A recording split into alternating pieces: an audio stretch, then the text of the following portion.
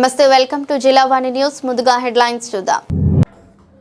పార్వతీపురం మన్యం జిల్లా పట్టణంలో ప్రజల భద్రత, నిరంతర గస్తీ, శాంతి భద్రతలను కాపాడటం కొరకు బ్లూ కోల్డ్ సేవలను శనివారం నాడు పార్వతీపురం సబ్ డివిజన్ కార్యాలయం నందు ఏఎస్పీ మనీష్ రెడ్డి ఐపీఎస్ గారు ప్రారంభించారు.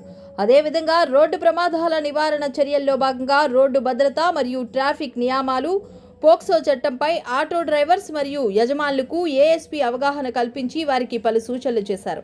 పార్వతీపురం ఏఎస్పీ మనీష్ రెడ్డి మాట్లాడుతూ ప్రజల భద్రతను మరింత బలోపేతం చేయడానికి, శాంతి భద్రతలను కాపాడటం కొరకు బ్లూ కోల్డ్ వాహన సేవలను పట్టణంలో సీఐ వెంకట్రావు పర్యవేక్షణలో విస్తరిస్తున్నామన్నారు.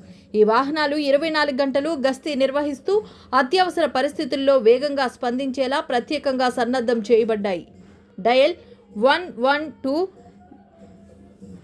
లేదా 100కు వచ్చిన కాల్స్కు సమీపంలోని బ్లూ కోల్డ్ వాహనం తక్షణమే స్పందించి సంఘటన స్థలానికి చేరుకుని అవసరమైన సహాయం అందిస్తుంది.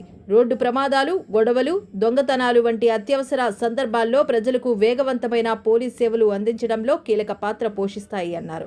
అదేవిధంగా ఆటో చోదకులతో రోడ్డు సేఫ్టీ మరియు ట్రాఫిక్ రూల్స్ అవగాహనతో ఉండి రోడ్డు ట్రాఫిక్ సంఖ్యలను పాటించాలన్నారు. డ్రైవ్ చేసే ఆటోలకు రిజిస్ట్రేషన్ పత్రం, ఇన్సూరెన్స్, కాలుష్యం నియంత్రణకు పొల్యూషన్ ధ్రువపత్రం, చోదకులకు డ్రైవింగ్ లైసెన్సు తప్పనిసరిగా కలిగి ఉండాలని చెప్పారు.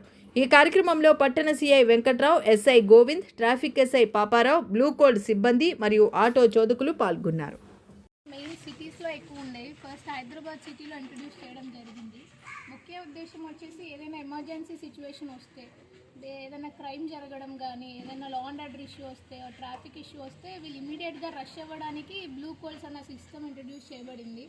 So based on same lines ఆంధ్రలో కూడా చాలా సిటీస్లో ఉన్నాయి, అలాగే డిస్ట్రిక్ట్ హెడ్ క్వార్టర్స్లో కూడా ఉన్నాయి. ఇప్పుడు పార్వతీపురం టౌన్లో బ్లూ కోల్స్ అంత ముందు ఉండేది, కాకపోతే కొన్ని రోజులు దీన్ని ఫంక్షనల్ లేదు. సో ఇవాళ మళ్ళీ ఫంక్షనల్ చేయాలి అన్న ఉద్దేశంతో పార్వతీపురం టౌన్ ఇన్స్పెక్టర్ అండ్ వాళ్ళ టీమ్ ఈ బ్లూ కోల్స్ని ఇవాళ మళ్ళీ రీస్టార్ట్ చేయడం జరుగుతుంది. So thank you.